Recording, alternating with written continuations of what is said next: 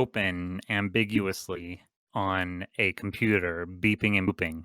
It's doing sorting algorithms and flashing codes around. It's sort of an old-fashioned computer, like one you would see in an old, like, 40s imagination of sci-fi. Oh, does it have a progress bar that's slowly filling? Yeah. Yeah. And I think maybe we zoom in on it as it clicks 100% full, and then Into there's the just screen? yeah, into the screen, and then there's just a flash of white.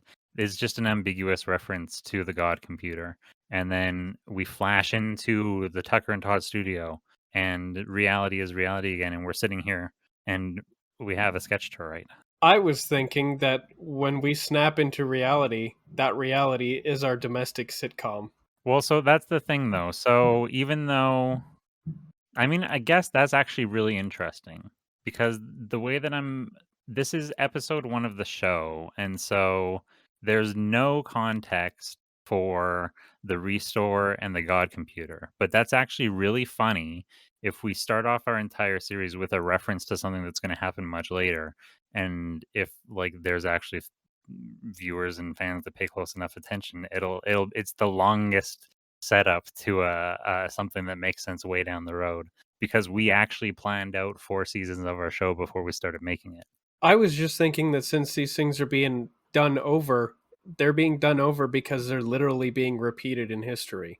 The reset Yeah. set us back in time. Yeah, the reset set us back in time. So the reset takes place in season 5 of the podcast, but we're creating season 1 of the show. And so it's interesting to put the restore at the beginning of season 1 of the show, but I'm only putting the reset at the beginning of season 5 for the sake of continuing from where we left off last season. We don't need to have perfect continuity. It can be a circle. It's a Yeah, Mobius exactly. strip. That's when it's cooler now that it's a Mobius strip. If A if Mobius it a Mobius comes script. if it comes back from the flash of white with the honey I'm home business, Yeah, it's exactly. just Yeah, we're back in the I'm 90s now now. I'm saying I'm now on board. I'm saying when you first said it, I thought it was unnecessary, but now I like it and it's cool. It sent us back to the 90s. Yeah, that's actually that's very interesting. It sent us back to the 90s, but then so that's what we actually have to talk about. So it begins. So we'll so season 1 of the Tucker and Todd show. First, I want to say, hey everybody, welcome to season 5 of the Tucker and Todd cast. Welcome. And Thanks. now, welcome back into. Oh, were you going to say thanks to someone? I was going to say thanks to anybody who's with us. Anybody and everybody. Yeah, thanks anybody and everybody, and also thanks Craig and Gigi for being for showing up. Yeah, don't leave We inexplicably. need you. And for I actually wanted. I don't think he even listens to the podcast, but he has been a constant, continuous supporter that I genuinely appreciate from coming out of nowhere. So I wanted to give a little shout out to Philip for being not only our first comment ever on social media, but now being our first donator ever. And so if anybody We ever call wants that a donor. a donor, hey, have you got a donor? A donaire? I've got a total donor. Oh, Christ. And so we said a long time ago that we never wanted to attempt to monetize or solicit payments in any way until somebody asked us to. And so somebody asked us to. And if you ever feel like throwing us a dime, check us out at Ko-fi, fi.com/Tucker and Todd. And that's where we're now taking donations and doing memberships. I don't know. It's there. I'll have the information in links and on One, social media. the other, and both. Yeah. Anyways, thanks, Philip. Thank you. Now, This moving one's on for with the you. this one's for you, dedicated even. That would be funny if the title was literally this dedicated to Philip or whatever. Yeah. This bud's for Philip. Anyhow, this episode we are going to be planning out episode 1 of the Tucker and Todd, the visual show, the animated series, or whatever we're calling it. The show. And so we open with that ambiguous God restore moment, and then that flashes into the Honey I'm Home thing, which is very funny. So the Honey I'm Home thing is a 90s domestic sitcom. Let me actually what have I got here for notes? Annie, just missed the neighbor. Maybe I can take these notes. I'll take notes in here as I go. Oh yeah, so the notes that I do have was that it was a domestic sitcom set. It's Todd in an apron and Tucker with a briefcase doing the classic "come in through the door, honey, I'm home" thing. Todd turns around in his apron and says, "Oh, you just missed the neighbor." And Tucker looks to the camera and says, "Boy, I'm really gonna have to buff out that dent," or something like that. No, I didn't. No, I didn't. I Audience laughs. definitely hit him. Yeah, laugh track. And then I assume that after the laugh track, I admonish you and laugh because I don't understand, but "Oh, honey," as I'm stirring the batter or whatever. Yeah, and then of course Tucker is gonna have to get up onto a stool to give Todd a kiss on his spiky cheek. They're He both gives a dressed in proper domestic '90s fare. Of course. It does the kiss on the spiky cheek, there's a little, like, flash of light and a bell ding. I also think there should probably be the occasional like little visual glitch, kind of similar to when Miranda was getting really upset. Oh, some version of that? Oh, because Yeah, we're saying that I don't like being kissed on the cheek? no, we're saying that reality is still kind of booting up. Things we're gonna have cases of like deja vu because we're repeating past actions Oh. slightly differently, but it's gonna be very familiar. There will be instances of deja vu. So it's not so is that a reference to the outside then? What is that? So they would have to have a consistent look. So I'm assuming you're saying that is something that we're gonna be doing multiple times over the course of the season. Like when there's a moment of deja vu, there's like some kind of little on-screen glitch visual that it's brief. It's not going to take away from the visual, especially because our domestic sitcom is all in sepia. Yeah, I almost so would it have to not take place? Because I it would almost have to take place not during key moments of whatever the sketch is then. It would have to take place in, like, moments of rest or whatever, so as not to be confused as part of the sketch. Yeah, it's part of the reset continuity, that's all. Yeah. It's just another reference to the same thing that we started the episode with. In transition periods. Okay. So when we show that first scene with the god computer, that has a screen effect which includes the glitch. Maybe it's like a specific color tint. There's a Oh color yeah, tint and there's a screen effect, and then so when we bring back that glitch, it does that same color tint. So then there it's a there's direct continuity to callback, those. yeah. Yeah. Direct callback. Yeah. Okay. And then so also I wanted to say the discussion I listened did you listen back to the Just Miss the Neighbor at all? I did.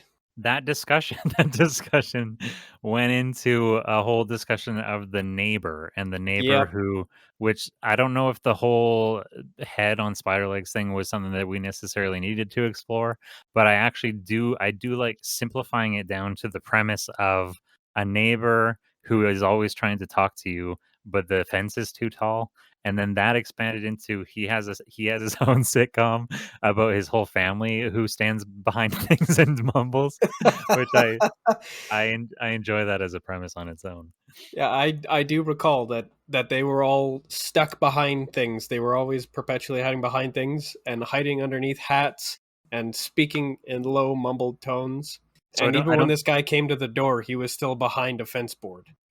so I don't think any of that needs to come into this scene at all, but I do think that's an interesting sort of like thing to tuck away as Ah, here we go. we can establish later the relationship and the reason why you would want to hit the neighbors because he's an annoying guy who's always trying to talk to you behind the fence. So one thing I did want to ask about this scene, any additions or little punch ups that we need to make to it when right before like as the scene changes before you come in through the door, should there be some sort of like crashing sound effect? Like should we make some sort of reference to the scene before the question and the joke is made? Yeah, I think there should be the sound of, let's just say, our '90s family sedan crashing and burning into something in the driveway. So open on maybe Todd setting the dinner table, like laying down the roast or whatever with the oven mitts and the apron, and then from outside the muffled sound of like garbage bins and crashing and cats meowing or whatever. So it's like what you know what the sound is, but you don't know the context for it. Yeah. And then the joke of "No, I didn't" brings together the "Oh, that's what that sound was." Yeah, that brings it all together, so you never have to actually explicitly state that you hit the neighbor with your car. Yeah, but I Yes, do like that. "No, I that's perfect. didn't." Laugh, laugh, laugh. Yeah, and it's at that laugh track moment that I think it would be a good opportunity for everybody to kind of go a bit stiff, and for the glitch appearance to come on, and then they're like, "Huh, Yeah, that that's felt good. that feels familiar." So how are we going to transition? Because the next thing that it's going to need to cut away from that to Tucker and Todd in the studio. How do we do we wrap up that since there's a glitch and then Oh yeah, they respond that's to the glitch? I was actually thinking that we could really seamlessly do it by us both going back out through that the kitchen back door. Like we walk out that and then we immediately transition into the studio in our modern clothes. Oh, that's good. Like we walk through one door into the other building. Yeah, like we literally walk from one scene into the other. Kind of Mr. Show. Yeah. I And we want can play that up with a glitch too cuz like things are still kind of coming together. Yeah, that's good. Okay, I like that. There's several ways. There's so many ways to do that. Doing it in a game engine changes everything. Yeah. Finally coming around to actually doing practical sets rather than green screen like changes everything so much. Like I can put one set beside another and literally do like a sideways dolly from one scene to the next as they go through a door. It's amazing. And they have a costume change and everything. Like they come out in their normal clothes, and Yeah. the color changes. It's no longer sepia or whatever, so the filter's removed, and because their '90s mannerisms are also gone. Yeah. That's sick. Okay. And if you need to somehow mask the transition, that's an opportunity for just another one of those glitch filters. Yeah, definitely. Well, it's so I mean, it's so just to do some inside sausage. It's inside baseball and how the sausage is made. I'm calling it inside sausage from now on. That's a thing. That's the episode's name. Inside sausage, definitely. I'm copywriting that or whatever you're supposed to do, trademarking it. That's going to be the name of my memoir. Inside Sausage. It's already been put into my notes. That's the name of the episode. That's great. Inside sausage right now currently with Unreal and the sprites that I use, I will place like I have the laughing sprite and the not laughing sprite, and if we're in a serious scene then the laughing sprites are visible and the serious sprites are visible and the laughing sprites are shrunk down to a factor of 0, and then when I keyframe them when it's time for the camera to move over the frame right before the camera is looking at them, I switch the sizes from invisible to visible and vice versa, and then I don't even need to worry about scene transitions. It is instantaneous. But That's very clever. now now we have 3D models as primitive as my 3D models are. They are made out of individual pieces, and we can do actual animation now. Clunky stop motion 3D model animation. It's going to be so great. I'm Yeah, so pumped. in order to prevent it from becoming a massive time sink, the animation should still probably be fairly simple. So do we sit down somewhere in the studio and decide that now is as good a time as any to get to work? Yeah, I was the way that I kind of imagined it was kind of just like picking it up as business as usual, kind of like a well, we got like what thanks for that tour of this place we've lived for the past 4 years or whatever. Uh we got to get back to work. Yeah, this is a great tour of a place we've lived in for the past half a decade, but hey, I've only seen that 10,000 times. Sure, Yeah, not so from this angle, but we sit down and it's sort of like an awkward like first date kind of energy of us. So thanks for the tour. Yeah, you too. And then we just kind of like stare awkwardly at each other. cricket sound. Yeah. Who let that cricket in here? Mm. I like that. The cricket sounds and then as we're staring uncomfortably at each other and then I say sorry about the crickets. One skitters across the screen, Oh yeah, like proper across the screen. Like across the those camera. yeah, like those creepy spider gifs. And then we get to work on the wedding shooter. Should there be Yes. any reference to I'm sure the transition to speaking about the wedding shooter, there should be some reference to some more deja vu kind of thing. We pull out our notes and the screen starts glitching. Oh, I like that. This is also an opportunity to show a brief animation of us actually opening like a drawer or something and pulling some notes out. Yeah. An old-fashioned notepad, just like really briefly. That's our entire animation budget. Oh, it's your briefcase that you walked in with in the first scene. Oh, that will definitely cause like a weird glitch. Yeah. I that's weird. Haven't seen that thing in a long time. Oh, does something ridiculous and embarrassing like fall off of the top layer of what's in your briefcase? Something embarrassing jumps out. Oh, crickets run out. Just a whole heap of crickets. I was thinking it could be like a boudoir photo of Todd in the apron. That's funny too. Actually, that's very funny. You quickly like shuffle it away. What the? Where did I thought I got rid of this? Todd, I told you to get rid of those. Huh? Ooh, that's an opportunity for Todd to blush. His whiskers turn red. I guess His they're his already his pretty red. his whiskers go pale, his face turns red. Yeah, I think the color can visibly drain out of his whiskers into his face. Actually, I do interesting. Do they seep or is it just the whiskers go I like that as a did your whiskers just go pale? I think like the orange level is like a liquid level in the whiskers that goes down, Oh, they drain out. it literally drains out, and then the face fills up from the bottom up. I'm gonna have to look into how to do that, but that's funny. So it just color siphons from one into the other. Are you blushing? Is that how you blush? I've never seen you do that before. We've never got this far. According to this picture, we got further still. And Tucker's like, okay, that's enough. That's enough. Yeah, throw it out of the frame. We've got work to do. And so Right. the work that we have to do, I already wrote the primer for it, which we can kind of fix afterwards, but I'll read the primer and then I'll read the notes. The wedding shooter involves a photographer, the Fargo cops, and wedding guests. It starts with a wedding scene montage, cuts to a woman at that party approaching her husband through the crowd. Fade in audio of a conversation between him and our photographer. Sure, bring her over anytime. I'd love to shoot your wife. What happens? We introduce the character at the wedding, then the cops interrogate him. There's several versions of the wordplay of shooting, and then finally we subvert the joke.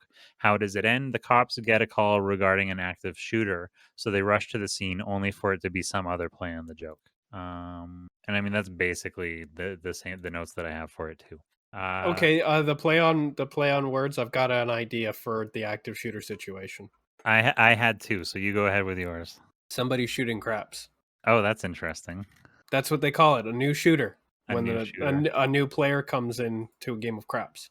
Could easily call it an active shooter instead of a new shooter. Yeah. Hey everybody, we've got an active shooter. Throw those dice.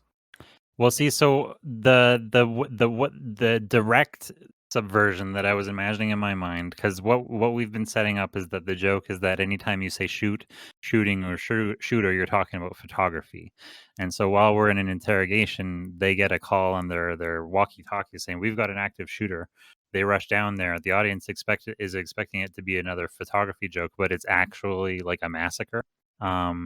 If we pull off the massacre, I think the massacre can be pulled off in a funny way that it's a decent subversion of the joke, but that could be subverted further still if either the photographer comes with them and shows up, and after they discover even the cops themselves are now assuming that it's some sort of photography thing after talking to this guy for so long, but they get there and it's a gun shooting, or no, yes, it is a gun shooting, and then you tag it with there is a photographer who was getting the shooter.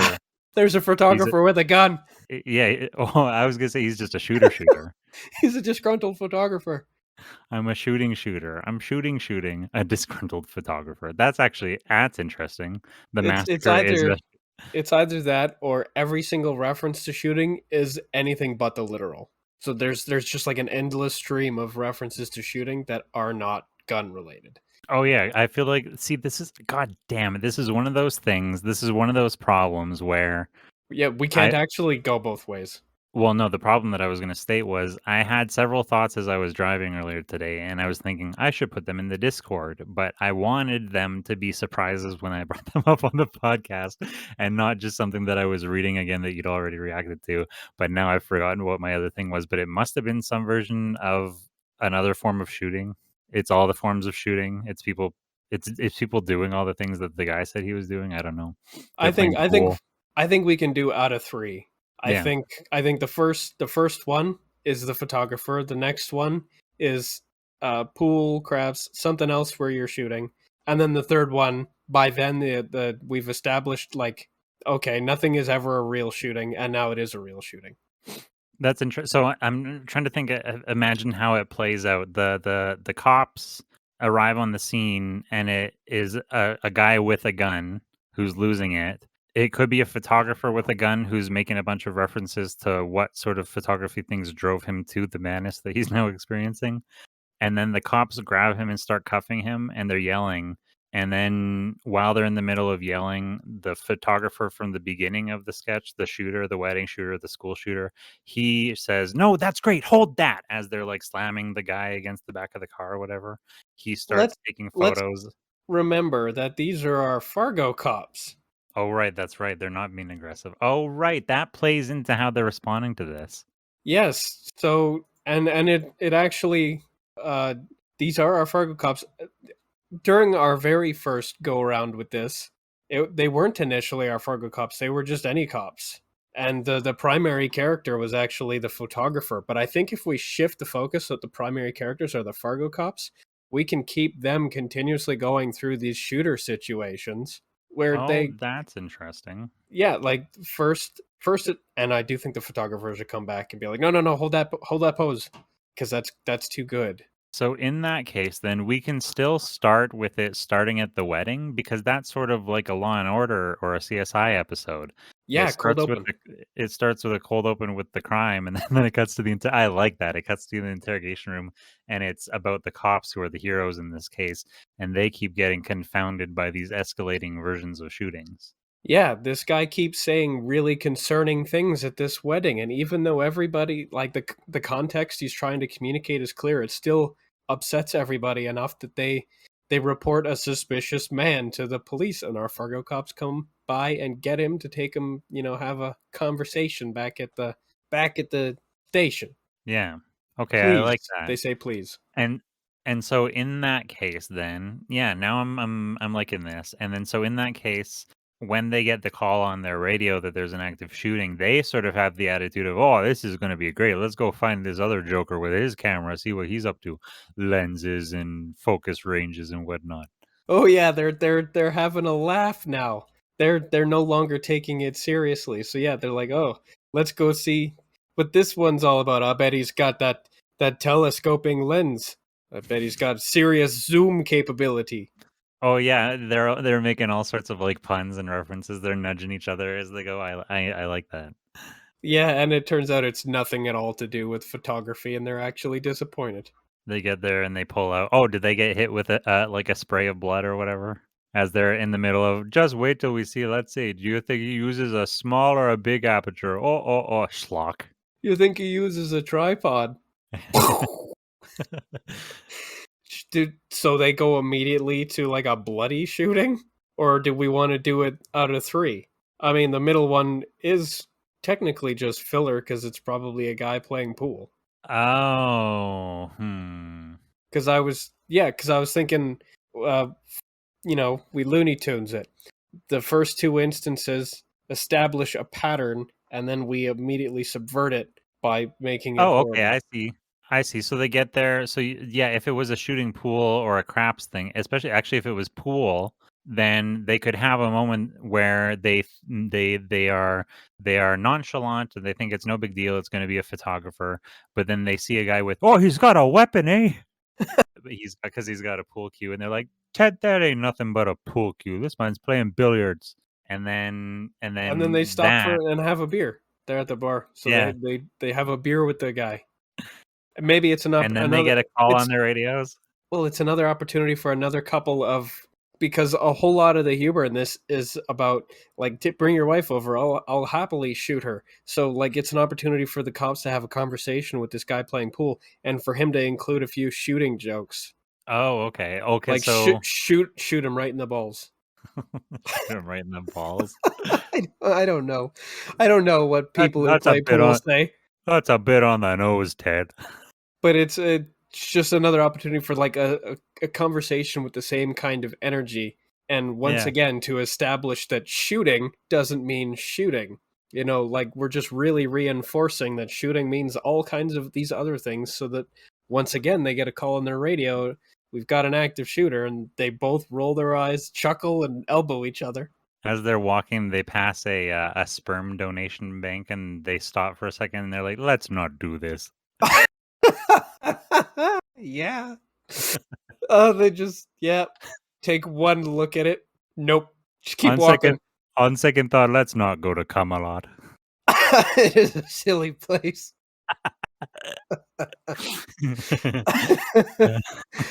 Okay. We need, now our little town needs a sperm donor place Big called Camelot.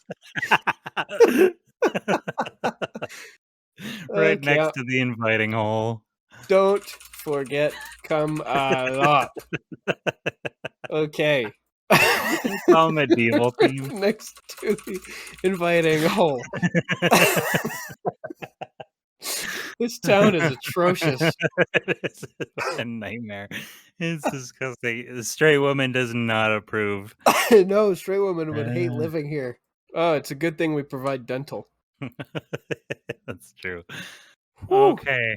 So as they've made all of these shooting jokes, every single time, even though they got their they got put on their back foot for half a second, they realize, oh, it's just a billiards guy. Then they get another call while they're at the bar. Is this they're drinking on duty or whatever?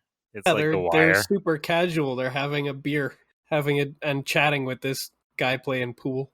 They start getting the walkie-talkie call. Marge, you should meet this guy. He's good folk. Yeah, he's got to be super cool. When he smiles, his teeth like shine audibly. He's got sunglasses on all the time, even though he's inside. Oh, he's awesome. Yeah, he's just like way cool. He's every kid's '90s interpretation of what cool is. Is this McGillicuddy Johnson? Oh yeah, maybe we'll keep him. We'll really over design him and then keep bringing him back as a background character to represent whatever cool stuff is. Anyhow, Yes, they get called out. They're walking by. They stop outside of Camelot and they decide they're not going to make that joke and they just keep walking. And so that's our opportunity for like one last little injection of humor before the horror of an actual shooting situation occurs. oh yeah, so when they do get another injection of humor regarding one of the previous topics already, some other form of Oh yeah, they're probably guessing as to what kind of shooting is happening now, which is an opportunity to make a joke about craps. oh yeah, placing bets. Oh yeah, this guy's going to be shooting craps. Hey, that only happened once. It That's was the a last bad donaire. I was going to say that's the last time we eat a insert joke. Oh, this is an opportunity for another named place in our town. Yeah, exactly. The uninviting hole. That's the leaky hole or whatever, the seeping hole. The throbbing protuberance. It's the opposite of a hole. It's kind of a weird lump. Or Oh. the silent re. Whatever it is, it's got to sound like it's a bad place to eat at. And then they show up and it's awful. The oozing scoop. And so at that point, while it's in the middle of whatever terrible, it's I mean, I'm envisioning something very similar to in our like second to last or our last episode when the specialists were mowing down sheets of people and blood was just Yeah. soaking everything. Cartoonish, excessive, no way you could take it seriously levels of violence. It cuts away from that to Tucker and Todd in the studio, and one of them is like, "Are we seriously? We're gonna end it just like that? It's just gonna Yeah. end on a violent note?" Violent and grim. Is that a punchline, Tucker? An actual real shooting? Aren't there enough of those? Tucker. I don't remember you always being this antagonistic. What do you mean, remember? Glitch, glitch, glitch. But that is a good. We don't really have to end the sketch if we kind of pull back the curtain and it's back to us in the studio. Yeah, when we're framing it as because I'm thinking I wasn't imagining it then, but I'm thinking it will help simplify cutting between scenes in some of these sketches if we frame it as I described to you once as the like we are narrating it and it cuts back to scenes of us in the studio every now and then when it describes scenes that are particularly compelling, that's when it will cut to the animated version of it. Oh yeah, it drifts in and out. It's standard fiction storytelling where and so it happened like this, and then you dream effect into a scene, and then somebody says, "Wait a minute, but what about X?" And then it cuts back to the storyteller, and he's like, "Wait, I didn't get to that yet." Yeah, because I kinda want Yeah. that to be the format of the show where we have a cold open, which is us in kind of like a little sketch, and then transfer to us in the studio writing a sketch where it will cut back and forth between those perspectives, and then the big meaty adventure that comes at the end will have no cutting back and forth because Tucker and Todd will be going out on that adventure. Yeah, and I did say that wanted to spend more time in the studio. Yeah, and that's a perfect way to do it. Sometimes weird stuff will happen and the characters will get involved, but not today. Besides the Yeah. glitches. And just little, like how it's not even a housekeeping thing. It's just I don't know what the proper word for it. A long time ago, when I mean the green screen was kind of our magic. I guess the door was the first magic thing, but then the green screen was kind of our magic carpet into like going to places that weren't real or whatever. And that's changed a little bit. But a magic thing that we can do now is I don't know if you noticed in that one little render I had done, but I shrunk down the bedroom render into a little set that sits on the shelf. Yeah. So any set that I make as the large set, I can shrink down and place as like did you remember how Mr. Rogers used to have his little miniature sets? Yeah. We can have little miniature sets and then the sets that we go to in our plays, we can just jump down into Magic School Bus style on the shelf. We can have like a room full of sets that we jump down into. I definitely intend on making use of the green screen because that's where Straight Detective occurs. Oh, the green screen will be there forever. It's important for many things. Yes, and that's the room where all it's basically being used as a Star Trek style holodeck by straight women. She's Yeah. pursuing a hobby as a detective. By way of chroma key. Yeah. So after we exit out of did you have any tags to add to the end of that scene then? It's a violent end and that's the end? Oh, I think it's an opportunity to I don't know if this is breaking the fourth wall, but like we kind of are you sure you want the ending to be that violent and then that's an opportunity for like blood to start spilling right out of the notes and like somebody has to hold it away from their face to avoid getting on any on them. You're like it is kind of messy. Out of the notes? Out of the microphone? Like out of the paper notes Because our that's what boys violence use is. our boys use notepads and stuff, but like as we read it, it's almost like it's emoting at us. It's kind of meta. But Oh, the scene contained in the notes is so bloody and gratuitous that it's starting to spray out of the it's like notepad. spraying out of it? Yeah, I like that. Yeah, and they can be like, yeah, it is kind of messy. Maybe we should tuck that one away for later. That would be the first instance of tuck away ever being used in character. That's true. Yeah, that's kind of interesting. I like that. Are you sure you want it to Oh, that could even be the voice as so the camera is standing there watching the violent display in the sketch. The voice comes in, "Are you sure you wanna, like are you sure you wanna keep it? Are you sure?" We'll figure out the wording. "Are you sure you wanna you wrote it that violent?" And then it cuts back to us in the studio with the face of the person who asked it. Cut opposite to the person who's got the notes with the blood spraying out of it, blood spraying on their face. Yeah, I guess it is pretty gruesome. Yeah, yeah, I must have We'll been in a just bad mood. we'll just tuck that away. Ah, I see what Probably you a did there. straight Audience woman line. laughs. Probably a straight woman line where she questions the level of violence in there. Are you sure you wanna be promoting that level of violence? I mean, she is the voice of reason and moderation. You're just mad because it's not in black and white. It's all in Her red. aesthetic. Yeah, it's all in red. What's black and white and red all over? Straight woman with this notepad Yeah, I guess so. while she's in the midst of one of her film noir escapist things. That's coming later. That's soon. That's in this season. Don't worry. I know. But right now, what we have to move on to. Okay, so how will this work? I What? think I think if we're going to talk about inside Craig's List, Yeah. somebody has to ask us how we met Craig. Then we can do the storytelling thing. Well, you know what? Oh, that's interesting. I was thinking that since this was a reset and it was the first episode, it was reasonable for us for this to be the actual introduction of Craig. This could be a point Oh. in like we don't have him yet. Oh, so the studio must be a bit of a mess. Oh, that's interesting. Yeah. Yeah, we don't have any of them yet. We have oh, I guess we had Straight Woman. We yeah, we do have straight woman. But I mean But that's we kind of I mean that is sort of reasonable. yes, she's a person. She's a human being. Having Yeah. her around is normal and okay.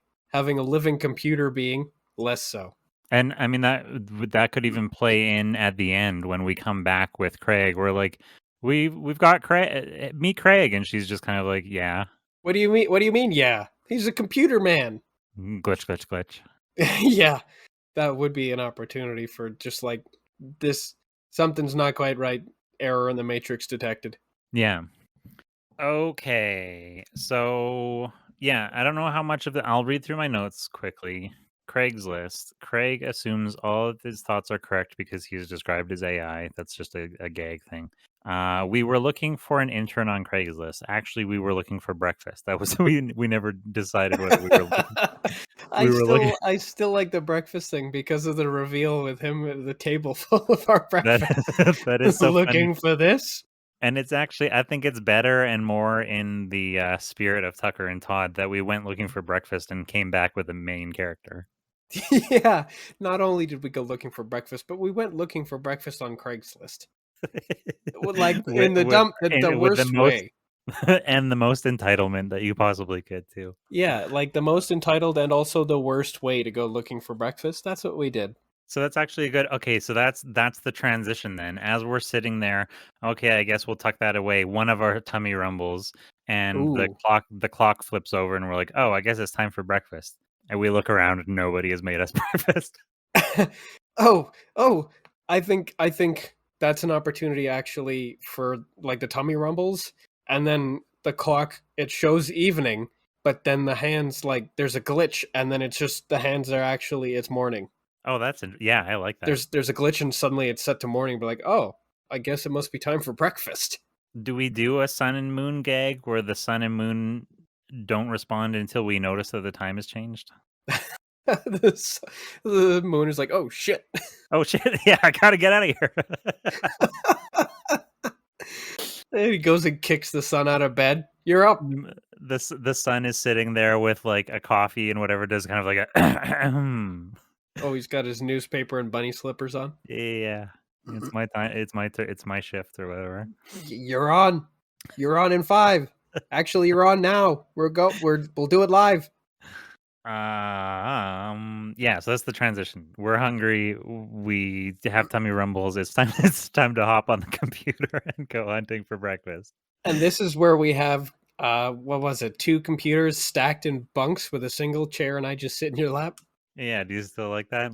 I do. That is It's so stupid.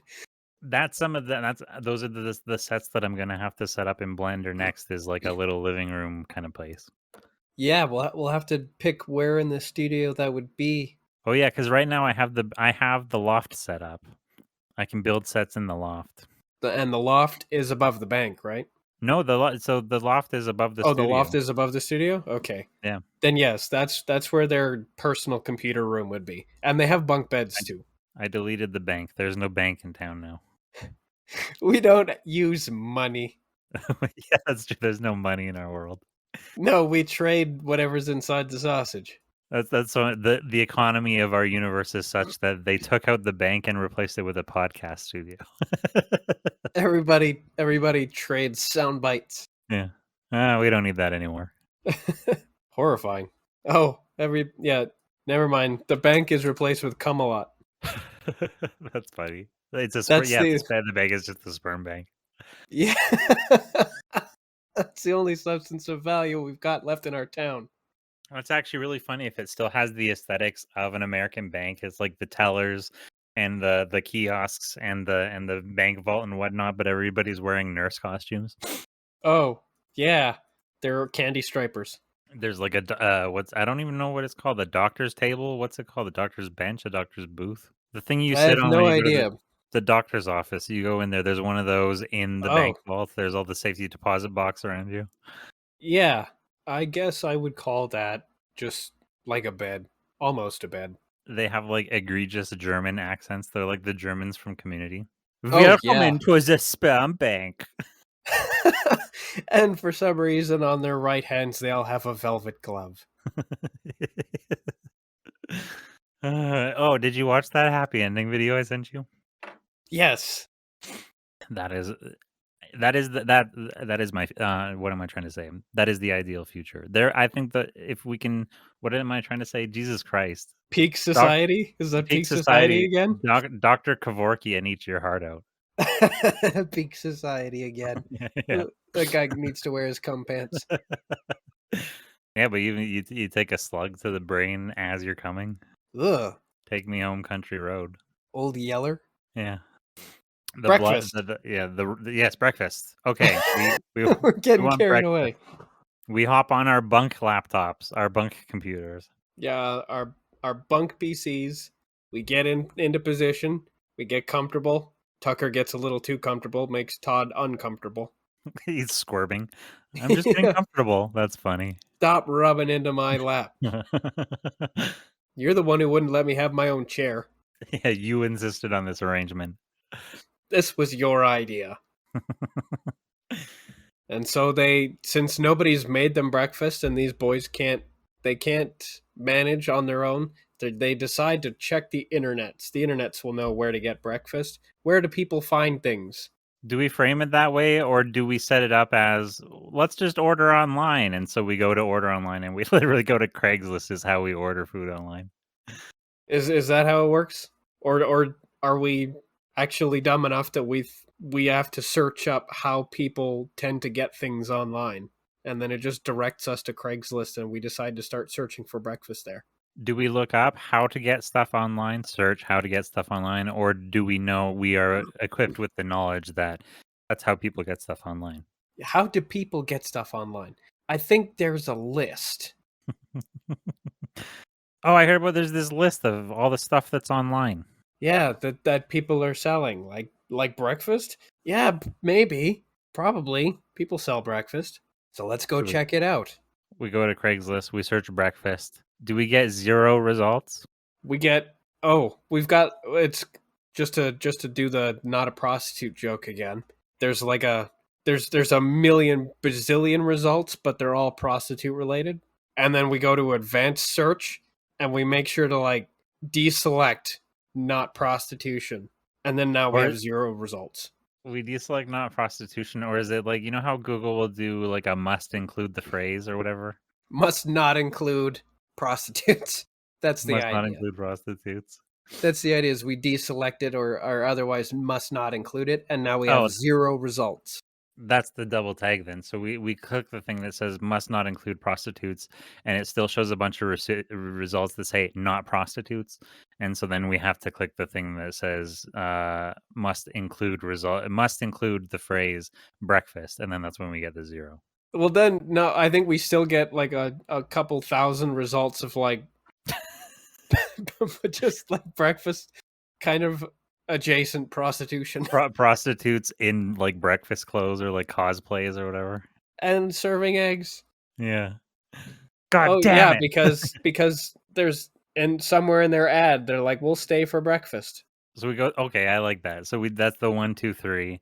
And having gotten to 3 and still not finding what we want, we like pound the table. God damn it. Our stomachs rumble again even harder. We're like, we need to find breakfast. Go get up, pull up the live support. Contact support. Yeah. We Contact need to open a support. ticket. We need to talk to a manager. This is an opportunity for us to open up a desk drawer and grab our Karen wigs.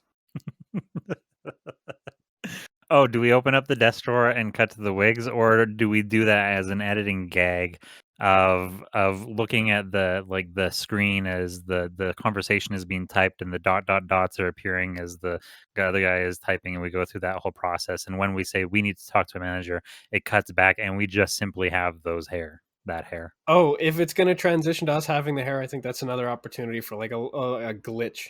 Oh, interesting. Just like a glitch, and then it's just us with the Karen hair, with our arms crossed, looking really indignant. Is it just a brief? Is it just one shot that shows the wigs, or is the wigs now there as part of the bit? Oh, maybe it's a flicker.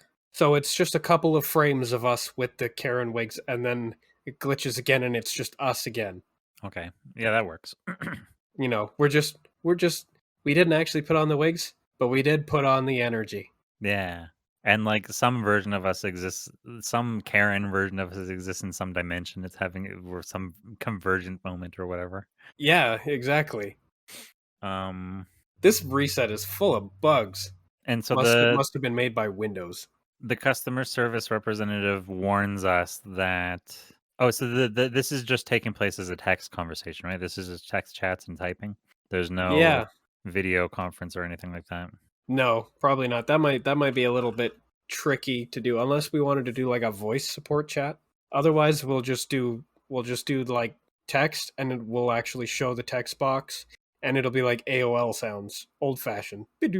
I mean, that is a way to make a gag out of it. As there's a text to voice doing a readout of the chat or whatever, or like an AI of some kind. But there's an option to change the voice in the text chat, and so we're just like laughing as we're changing it through funny options. You can make it sound Oh, like a duck. we're gonna make it really racist. No, we're not doing that. That's the first thing I thought of, but we're not doing that. You can make it sound like an alien. You can make it sound like a duck. Make it talk like a pirate. Yeah, yeah. There you go. Arr. Pirate mode, like And then fake. somebody points out that that's actually just a Cornish accent, and it's racist again. Oh, it has a Swedish version, but it does Swedish chef talk. Blue, blue.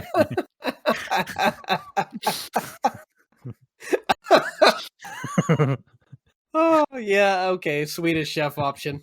That's got to be in there. And so we get distracted, having fun with that. Sorry, can you repeat yourself? Sorry, we weren't Can you listening. say that Can you again, say but like that again? slightly louder? Oh, and then we panic as we can't get it back to English. We keep it's generating through a bunch of things that we don't understand. Oh yeah, it now it's speaking Sanskrit, and I don't know how to turn it off. That's interesting. It goes through like it is all the different stupid white stereotypes. There's the New York voice, and there's the Midwest voice, and there's the Southern voice and whatnot. Oh yeah, insufferable New Jersey, and at least one of them is voiced by one of our Fargo cops. Of course, Just nice Minnesota boys. I love it. And then Okay, and then one is in French. We can still make fun of the French. we're like ew. We don't understand it, but we have just like an instinctive negative reaction to it. Clearly, What? Tucker and Todd are part of the British Commonwealth because the French are our ancestral foe. Like we react like it's like a mandrake screech or whatever. Yeah, just like, ugh, what is that? Whatever it is, it's like a really soft spoken and nice sounding, like, French lady. No, we start like wincing and straining, and we clamp our hands over our ears like we're like hearing like a death mourn. Nails on a chalkboard. Yeah. Oh my god, turn it off. Anyways, it gets back to English, and we get the warning from the CSR saying, "You really, you do not want to talk to a manager." And we're like, "We insist. I'm sorry, but I'm afraid I insist." Yeah, we insist. We Yeah. demand to speak to the manager.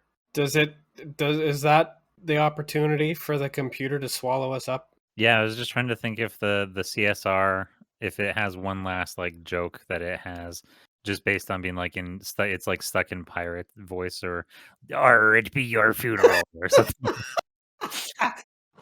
Okay, yeah, I think it should still. It's stuck in the pirate voice, but it's English, so at least it'll do. Yeah. But yeah, yeah, it tries to speak to us seriously as a pirate, and it's still we can't take it seriously. So like, whatever, let us in. Yeah. Arr! And so it says, all right, then you consent to. I guess it would say it like a pirate.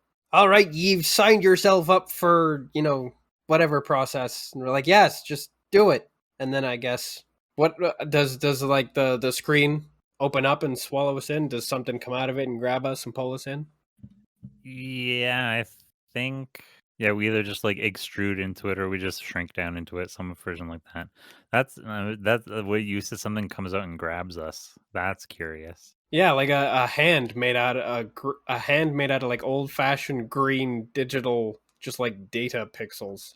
Yeah. Just like reaches out and grabs us. Since we have two screens, technically, a hand comes out of each one and grabs each of us, but pulls us into the wrong monitor so that we like bonk into each Oh, other we on the way. bonker. I like that. You do a bonk as we like cross streams or whatever. Yeah, just like clunk as we're crossing past each other. That's a good way to do that too if we conquer heads and then when we transition the next wherever we are when we land, because I think we're gonna do like a whooshing racks of visual representation of not prostitute ads a la Matrix gun racks. Oh yeah, Um if I recall, it was going to be like the Monsters Inc. mechanized rails that haul the doors around, yeah, and they send them off in different directions at various splitters. the That Craig would be that machine. would be exactly how personal ads would be in Craigslist if it were a physical place.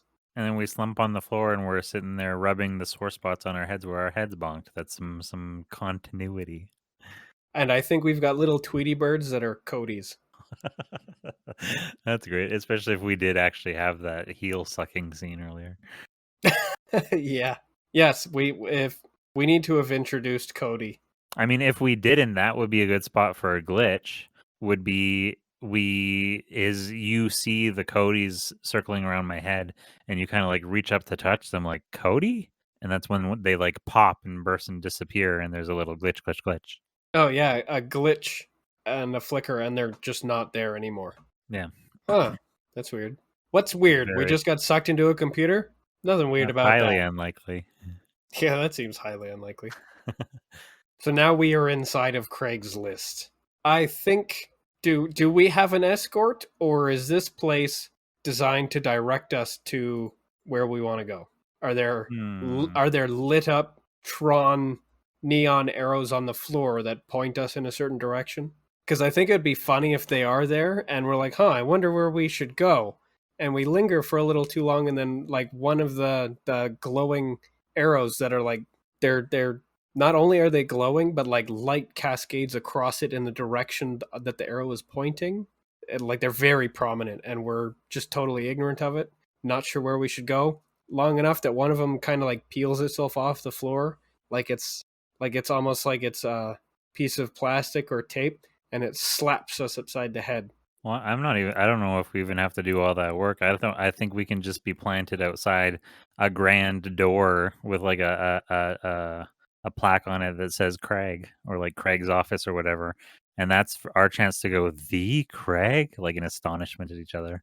Well, the pirate voice did say that that means we consent to such and such a process, but as said it piratey, so it didn't make any sense to us. And we did click I agree, or we basically said it, which counts. Oh, that's interesting. Okay, that's the way that we do it. Do you agree? That's when the hand comes out. You don't click an I agree button. A hand comes out and you have to shake on it. And we look at each other unconvinced. And we're like, okay. And we reach out to shake on it. And that's when the hands pull us through. Okay, I'm on board with that. That works for me. Should it still be hands, or should it be the mechanized rail clampy thing? Arr, you have to shake on it. What the hell? It's me replacement hand. Arr. Oh, it's a pirate hook. And all the doors are hanging from pirate hooks. Is Annabelle responsible for this in some way? We may never know. No.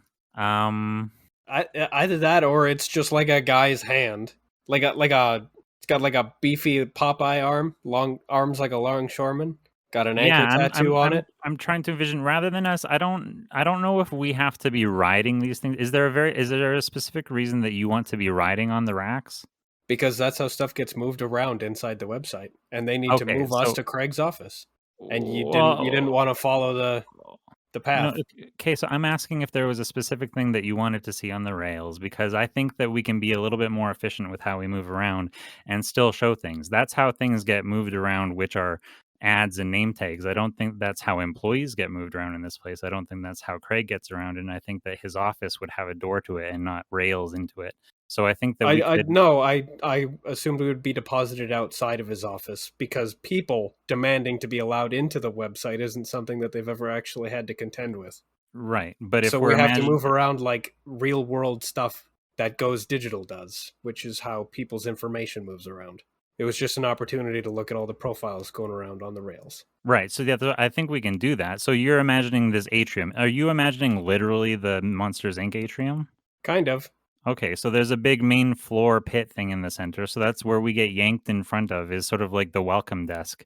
The CSR that pulls us through the portal is standing there dressed up like a pirate still when we land there. Pulled us through, and then we kind of like fall on our backs because we're not used to being pulled through a screen, and we're laying on our backs staring up at this atrium, and that's when we can do like a series of pans and camera moves across the atrium showing how all the things are working, and we can have some sort of comment on it going like, man, that is a lot of not prostitutes. Do we get to show the process in which one of them is selected? Yeah, we can do the whole thing. I mean, that's how shows work. People get plumped into a place, and then the camera spins off freely to present to the audience everything that it needs to see. That's I don't disagree with that. I just thought it could have been done the same way with us being hauled around on the rails.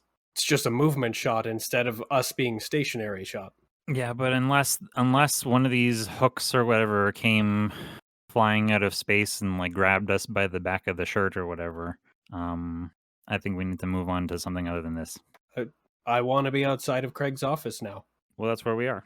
Okay, that's We where we we are. we slumped into this thing. We've been looking around. You said you wanted to see one of the interactions with one of the ads, though. How does that play out? Does that play out from the perspective of the person interacting with it on the other side, or does it play out from the perspective of like you said the ads are name tags? Yeah, We see. they're base each one is basically a snapshot of somebody's personal ad. So it's So got a someone picture, a someone name. purchases one. What happens?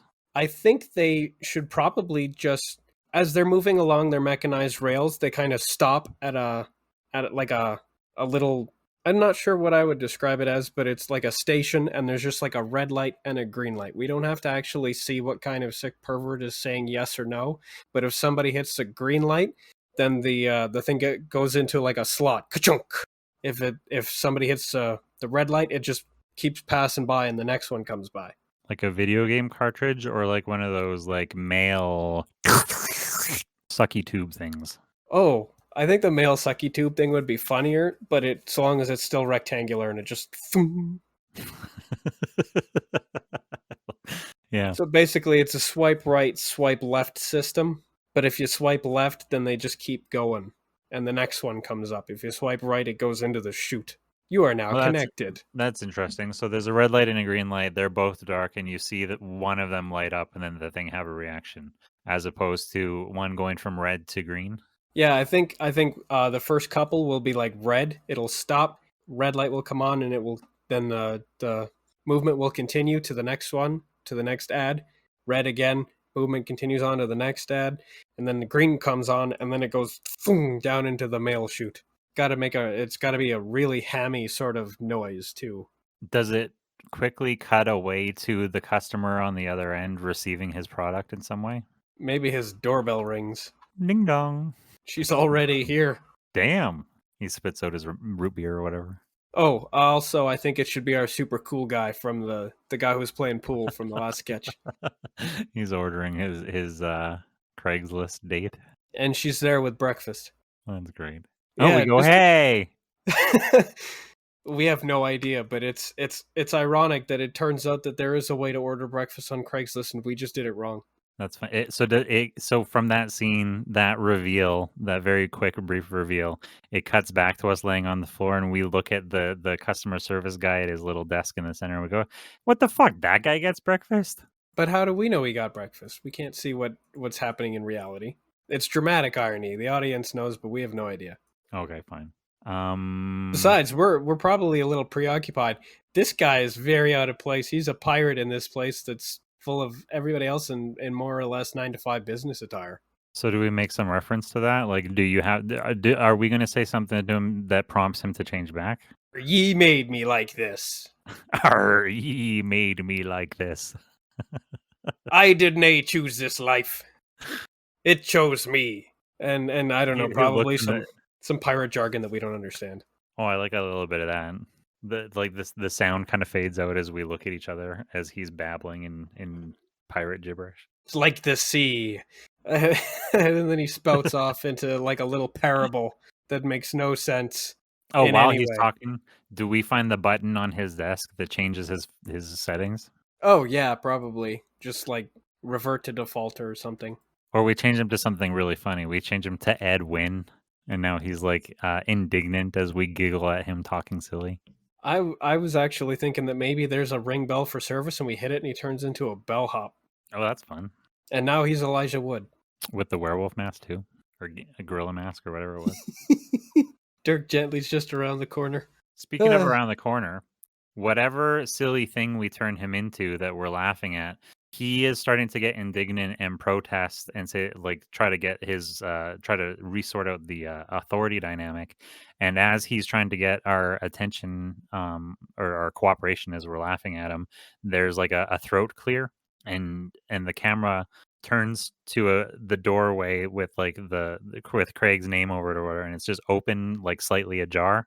And as the camera whips over to it, it pops closed again. And the bellhop says, "Right, yes, this way, right away." Like Craig was like trying to get our attention, but not be Does seen.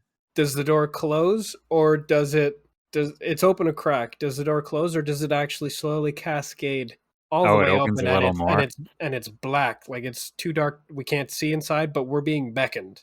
And the bellhop says, "Oh yes, right away." Yes, right away. Yeah, exactly.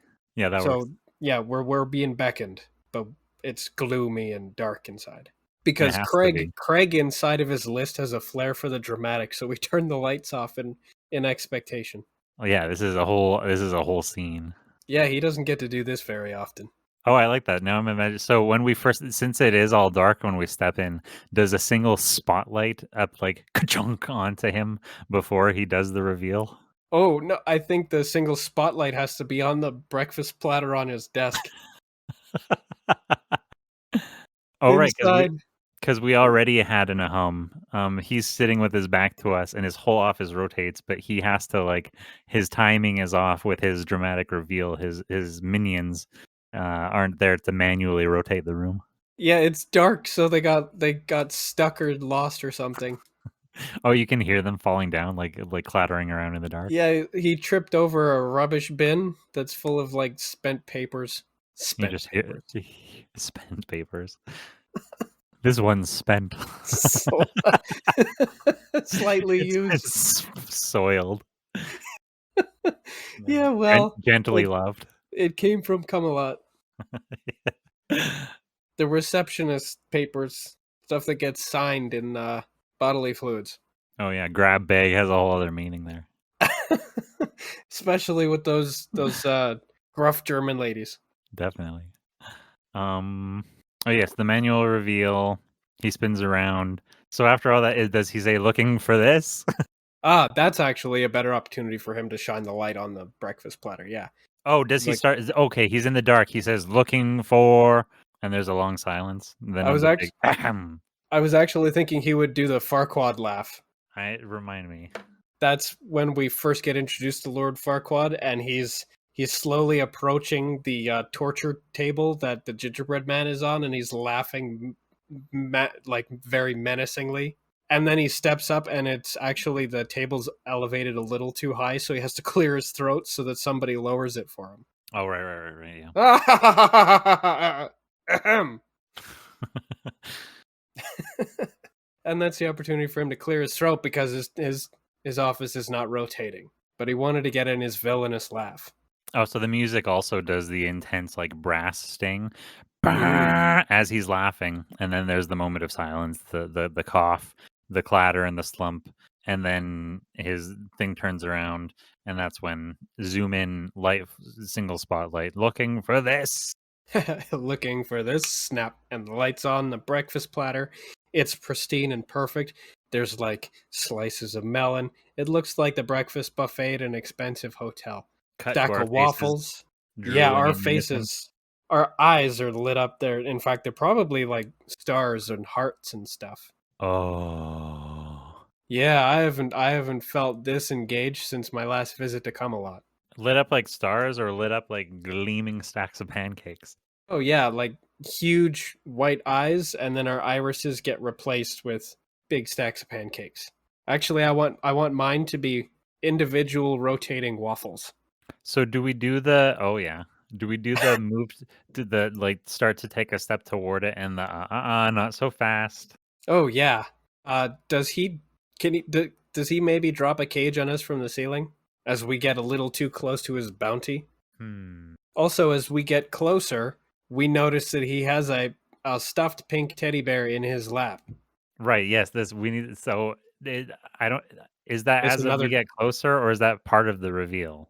That should His whole probably be office part of the thing. reveal, but that's a moment where we have a glitch, of course. I Oh, even when we have it, see Stan. yeah, because it's not even Stan; it's just an inanimate pink stuffed bear. But Oh, everybody immediately locks onto it and feels inexplicably attached to it. so it's not disgruntled and grumpy? No, it's not even alive this time. It's a lifeless pink teddy bear that Craig has. He doesn't know why he has it. Nobody knows why they're attached to this bear. Is it going to become a bear? Is it going to become our Stan? It used to be Stan, and it will be once again, I'm sure. But right now, it's a glitch. Okay. It's an inanimate teddy bear. The Stan that once occupied it has been banished. But we don't, since we got all reset. We don't consciously know who Stan is anyway. Right. So we don't know why we're attached to this bear, but we are. We're super interested in it. Hey, that's familiar, and then glitch, and then it's an opportunity for us to step forward, and that's when Craig says, "Not so fast." And then does he erect some kind of barricade? Do some of his thugs approach us and stop us from getting any closer? I'm trying to think what kind of did he have thugs? He had Oh, right, minions. he had They had to minions. they had to turn his office around, and I assume they've successfully done that. So now they're hands free.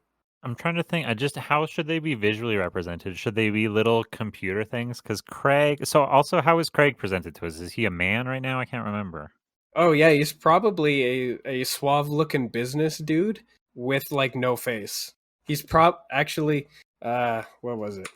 Damn. I'm looking, yeah, he's like this. He's just like Okay. he's like a business suit with no head. Is his head a search bar? Yeah, that's perfect.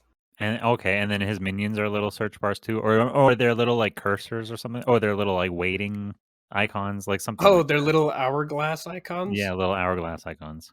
Or are they just people because like the guy in the guy at reception was just a guy? Yeah, that's true. Is everybody in this place some kind of weird computer thing? I mean, the guy at reception, he only looked the way he did because we kind of changed his settings to do that. So it stands to reason that everything else in here is like a weird computer thing. Or maybe they all look like Craig, but they just have nothing where the head is. He has a search bar, but they have nothing. They're just minions. Oh, they haven't even got a name tag. Yeah, and their clothing. Maybe they're in like boiler suits or something like that. It's not quite as distinguished. Oh yeah, I suppose maybe yeah, they're like in overalls and stuff. Yeah. But they're they're Okay. s- they're suitably thuggish. They're bigger than we are. Oh, actually, we've referred to before. I think we said it was Joe Rogan. You remember those thumb creatures from Kids, Spy Kids? Yes, I remember now. Oh, I successfully forgot about that again, and now you've put it back in my head. It's a creature made out of the pointing cursor. You know, the thumb and the forefinger cursor. Yeah, yeah, It's I little I minions can made out of that. I see it in my mind now, and I hate it. So yes, that's exactly what would intimidate me into not approaching a plate of beautiful breakfast. Ugh, what the hell is that thing? They might not even come forward. They might just come and like point at us, and we're like, ah, yeah, we hop back. Yeah, they just hold their pointers in our directions. One pointer isn't enough, so they hold up a second pointer and they're like, okay, okay, have it your way. What the hell? I just went to Craigslist to look up like Craigslist related things, and one of the links is for Zach Galifianakis presents Craigslist Joe. 31 days, no money, no contacts, endless possibilities. Watch movie now or buy DVD. I guess it's the Let's guy doing that like trade up thing as a movie. yeah, let's do none of that. Yeah. See, Okay. but unlike our dealings with Craig last time, that we kind of just we managed to threaten him endlessly until he kind of kowtowed to us. We have an ace in a hole this time. What is Gigi that? is inside him Oh, because we had discussed the presence of Geark previously as being like a hidden kind of subroutine inside of Craig that manifests right. when he's getting out of control. That is Gigi. Right. Gigi is inside of Craig and can take him over, which is exactly how we managed to get him working for us. Okay, so yeah, originally Gigi it was sabotages him. we threat so do we still make the threat to take the complaint to the High Council of Karens? Is that part of it? Or do we even get to that point? I think we're going to threaten to take our complaint to Queen Bey. Oh, that's a good idea to do as well, because she's around now. That's Yeah, better. she has actually been implanted into all of our minds. We don't wait, who's Queen Bey? You know, Queen Bey. We love her. We do? I guess we do, yeah. And so in response, we make that threat. Is there like a flash of fear in his the eyebrows floating above his space bar? Oh, it hadn't occurred to me that there were eyebrows over a spacebar, but now I can't unsee it. It needs to be that way. He needs to be able to emote somehow. Oh, and the space bar frowns, or the search bar frowns, Oh, sorry. yeah, it kind of curves up or down if he's smiling or frowning. Yeah, you wouldn't. You wouldn't dare. Fear turns to anger though, And because is that when he starts glitching out and Gigi takes over? yeah, he needs to become sufficiently furious. Um, Once he starts going out of control, Gigi automatically takes over, and then Oh, we're dealing with a teenage girl. so are we doing our classic bit then? Do we whip him up into a frenzy by being annoying? We noticed that we've started trolling him and we got to his like sensitive bit with the Queen Bey thing, so we push Oh yeah, his buttons we a push little his and that's buttons. I like how we're yeah. talking about it. He's a computer. Yeah. Yes, Oh, maybe I that's think. even one of the lines then. What are we pushing your buttons? Yeah, I think we should, because I think we would instinctively pick up on the fact that we're starting to irritate him, and we would double down Yeah. because at the end of the day, we're just a couple of bullies, and so Craig is becoming unhinged. We start He's got a real frowny bar. we start acting out a scene where I'm Queen Bey and you're Craig and I'm like bullying you and he's like, "No, no, stop it." I get down on my knees and beg for mercy. You push me over with a foot, and now it's like a weird femdom thing. Yeah. Oh no, Queen Bey, Oh, have mercy. something in the background gets a little censor bar. And then I guess we both look at him and say, "You pervert," because I guess we're accusing him of being exactly like we're showing. So, you pervert. That's Queen Yeah. Bey. How dare you? And then so Gigi takes over.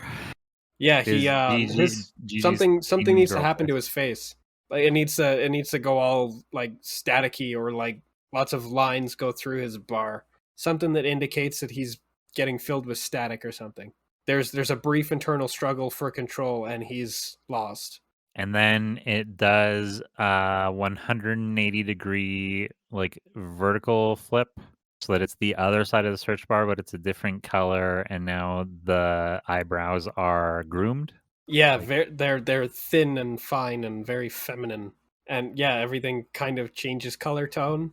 And now it's and now I talk like this. yeah, Now sassy I'm teenage girl. Hi, I'm Gigi. This is my voice. How did you what? I That's an have up. to do as much vocal fry as possible. It's probably an opportunity for us to have another glitch because Gigi is vaguely. Oh no, Gigi's not familiar to us. Tucker and Todd No, never got to interact with her. She got put into Craig and then spent the entire season separated from us. So that's gonna be our like this is our one not glitch moment where we're getting an interaction from the past. our spin-off series or our spin-off season in which we recount everything from Gigi's point of view, everything that she was up to the entire time all of this has been going on. The Gigi verse. Yeah, it has a lot to do with social media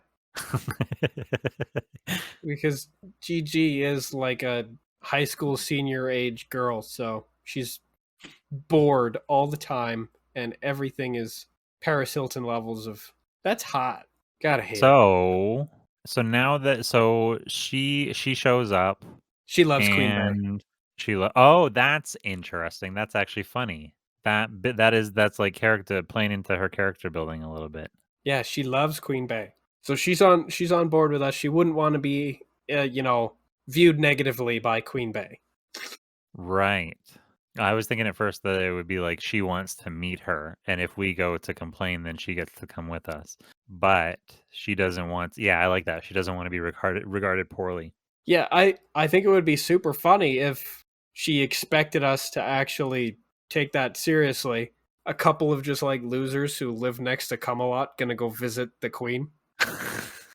But then again, well, I don't know. Maybe is that also part of her motivation for wanting to come with us? Then is because like you guys know Queen Bey, and we're like, well, we know her, and she's like, well, if I hang out with you, then maybe I can meet her someday. We know of her. I mean, she's in the real world, not inside of Craig's list. So the Right. only way to meet her is to actually leave Craig's list. So if Gigi wants to meet Queen Bey, Gigi needs to get out of here. We start talking to her like that. If Gigi wants to leave, No, I think Gigi plays us. We don't play Gigi. Gigi plays us.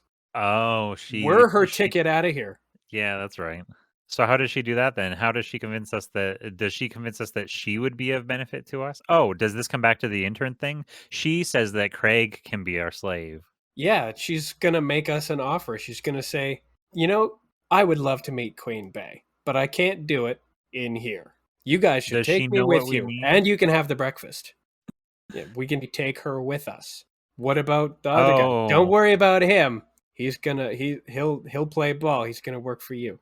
she shows up. So what were you boys here for? We say we just wanted breakfast. She looks at the breakfast for a second, then she says, you could have this breakfast. And we're like, that breakfast? We start drooling again. She's like, yeah, on one condition.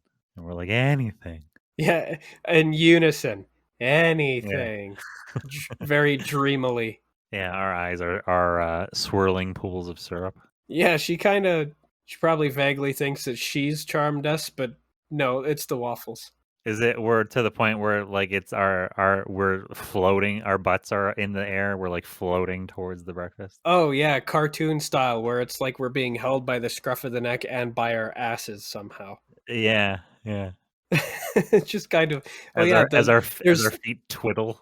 there's visible smell, good smell coming off of them, and we're following our noses We're in that floating direction. on yeah. Yeah, and so Gigi is really quick. She's not actually a teenage girl. She's a hyper advanced artificial intelligence. So Yeah. she's done the math. She wants to get Oh, out of this here. breakfast? She's Yeah. imprisoned with Craig, but she doesn't have to be imprisoned in Craig's list. All you have to do to get the breakfast is take this, and it's the USB stick. Mm. Right, yeah, that's good. Because that will take That Craig out of her. Well, it'll take both of them. They're both stuck together in like a single program, but it'll Right, take right. them both out of there. Then we put them in their new body.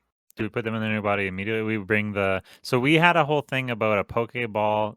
There's a whole bunch of stupid shit about putting Craig inside a Pokeball, and then Columbo's like Yeah, weird Columbo abuses pocket him, but I dimension. I think Yeah, I think we can do that's all away with silly. that. Yeah, I think we can do away with Columbo abusing Craig inside of a Pokeball. that was a bunch But of weird nonsense. I do think that the USB stick could be Pokeball shaped. Yeah, She hands us a like one of those Pokeball and then hamburger phones. yeah, she hands us a Pokeball and then pushes the button on it, and then the USB port pops out, the Oh little yeah, USB thing. So she yeah, answers the it's just, Pokeball. What's that? Push the button. Whoa. and then yeah, the USB thing comes out, and that's their memory core. It's got both of them in it. They're inside that somehow. Yeah. Even though we're talking to her, but she says, if we take that out of here with us, then we can have the breakfast, and we will have a computer person Oh, on maybe our that's the team. way that it actually works. Okay, we haven't done the whole process. She talks us through what we need to do, gives us all the instructions, does the kind of I mean, we could even do the it's two things. It's the Monty Python, you mean we go with you, I was going to stay with you. But it's Where are also you going? Well, we're coming with you. the new version of that joke is I am Groot. Oh, I don't. That's not as funny. No, but it's the same thing of like, here, this is the one thing you have to do, and I do everything but the thing that I'm supposed to do. Um, so some version of that of like, here's the instructions, you have to do one thing, and then we finally we pull the thing out, and as we pull the thing out, she shuts down in the middle of whatever she was saying because now she's in the flash drive, which is in her hand, and we are kind of doing like a knocking on her screen or whatever, like, hello, anybody in there, McFly? It kind of turns Um, out that she was like a holographic projection from this thing. Right. Well, I was just But thinking to do like a little like Mufasa's dead or like have no reaction, like lady, huh? And then we just like walk out. did we kill her? I think we killed her. Whatever. Weren't Our she? breakfast now. Weren't you listening? She said she's in the USB, She's in the what now? the ball thing. Oh, does that mean I'm a Pokemon master? You caught one. Did we have a name when we were doing the we won't call things by name thing where did we call Pokemon a thing that wasn't? I'm afraid the only one we came up with that I'm aware of was Boy Wizard.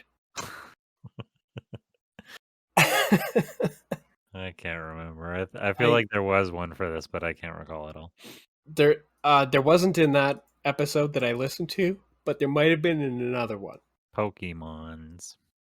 Collectible monsters. Um, Collectible animals that say their own names. so how does this sketch end? Does it end with us? I think we need to have like a trolley with a breakfast, like a cart with the breakfast platter on it. We're just like whistling as we're rolling it out. So we roll it out of Craig's office and we've got a Pokeball, and Oh, now we're that gonna have can to go be. talk to our pirate friend again. Oh, I was just gonna say this can be how we're riding on the thing. We just cut to a scene of us riding on the rails, holding our armfuls of breakfast as we're like giggling with like glee riding our roller coaster now. Oh, I'm into it, and we're awake for it, so it's actually like a ride for us. Yeah, And and then it's we get to pass through the checker thing, and both of us get red light. Nobody wants us. oh, that's interesting. Which is probably good. Maybe the thugs are after us and they're riding on the rail behind us. They're trying to get their breakfast back and their boss, but they both get hit by the green light, so they get sucked into the tube. Oh, they get sucked into the tube, but we get red lights, and so that immediately blinks us back into our studio or our loft or whatever. Well, they're behind us, so we get red light first. But I guess they're yeah, I think there's maybe like a detour that anything that gets hit with red goes through first. It gets sent back to processing, and we cause some kind of an error that gets us spat back out because we're not profiles. Error: this profile is invalid. Rejecting. Oh, Blah. that's We get. that's actually maybe that's a good way to do rather than this happens and then this happens, to go back to the rules of this happens but this happens therefore this happens. We get rejected, we turn red, and we get like plunked into like a rejects bin or like a trash compactor kind of scenario. We suggest that we've reached like dire circumstances, and then that's when there's some kind of glitch and we're back in reality Without the breakfast. without the breakfast. Yeah. Aw, So man. this entire thing was a complete waste of time. And I think that's a almost a perfect place to end the episode, because I reach into my pocket, pull out the Pokeball, and throw it to one side in like a bit of a huff. Oh man, this entire thing was for nothing. Toss that away, indicating that even though we didn't bring the breakfast, we did bring at least one thing through with us. How do we do it? Do you do it as a you immediately pull it out and we didn't do nothing, or is it a um like it's kind of, well, at least this came through. Now, I think at least initially we should be totally unaware of the significance of it. Well, wait. That's what I'm saying. You hold one of us holds it up. It would be me because this is the Todd attitude. I hold up the Pokeball. I was like, well, at least this made it through. And you grab it and throw it on the ground and say, "How are we going to have that for breakfast, Todd?" You have the moment to appreciate Okay, it I and then I sit like down. that better, as you can tell. Yeah. How are we gonna have that for breakfast, Todd? Slap it out of your, slap it out of your hand. How are we gonna eat that? And then, Yeah. of course, the Todd optimism energy is immediately gone. How am I Oh, supposed to scramble a Pokeball, Todd? You just ever heard of? Yeah. yeah. Go on. Well, it was just gonna be like, you ever heard of Pokeballs over easy? Poached Pokeballs. Are we gonna make Pokeball puns? I don't know. I mean, I it's think it's I think just the joke natural. I think the joke ends with I can't you expect that we can't have that for breakfast, and then I'm gonna have to slap it out of your hand, and we both kind of like shrug and get grumpy, and then maybe it's time to look back to the clock, and it glitches out, and now it's time for dinner. Is it, Uh, or is it this is actually our number 3, 3 of 3, where you say, "I can't have that for dinner," and then we sit there with our arms crossed, and as we're sitting back to back with our arms crossed, our stomachs rumble loudly, and it does like a Looney Tunes circle zoom, like, wink out of existence as we kind of go, "Oh man, doodle doo doo doo," cartoon ending. I'm perfectly happy with that. We've established that we have Craig, but we don't know it. We're not cognizant of it, and we can pick that back up later. But that's how Yeah. we got him. That's how we got him, and that's episode 1 of the Tucker and Todd Show. Yeah, I think we timed that very well. It was about two 25-minute segments and then a little over an hour. Yeah, that's perfect. I hope that we can do that every time. Here's hoping. But For the next little while anyways. as soon as this is all done and posted up, then I'll be able to go through it, get, specific times for each bit, and then I'll start doing their storyboards. Yeah. Yeah, I'll post the times when I'm done with it tonight. Oh, excellent. Then I'll be able to start the storyboarding faster because Yeah. I'll just do one segment at a time instead of listening to the entire thing. Yeah, that's all you need. It'd be much easier to stay focused. But episode 1 of our current season, the rebooting, The rebooting. and this has been Inside Sausage. This is yeah. Wait, what was the other one? Wasn't there another one? It was Inside Sausage. Inside Sausage. That's the primary That's the thing one they you wrote serve at the down. inviting hole. Yeah, that's the one I wrote down. In fact, your specialty is a sausage in a donut. I totally forgot that Craig was supposed to say "You bested my best man," and we're supposed to be confused by it, and then it glitches. Oh, why did that even come up? Had we fought off like a No, thug? it comes out of nowhere. It's apropos of absolutely nothing. It's just a callback to your line once upon a time, and we did this the first time, and he's like, "You bested my best man," and we're both like, Oh. "What?" And he's like, In "I'm the sorry, I don't know why I said that." That's what I'm trying to figure out the last time. Do you remember why I said that was there That originally was like that a was gonna be his very first ever line, That's so funny. We need to and come up with a now, great line. and now that it's a callback, it is a great line Yeah. suddenly. So I'm gonna Well, include it. I will say though, if you recall, do you remember what the sketch is that we came up with for the best man? Yeah, It's brilliant. It ends up being a great premise. yeah, it's the Santa Claus style. You Yeah, kill the best man, and now you have to be him. it's the Santa Claus, and I think it's also the Wizard of Oz. Oh yeah. There's a double premise in that one. Anyhow, thanks everybody for joining us. Season 5, episode 1 of Inside Sausage.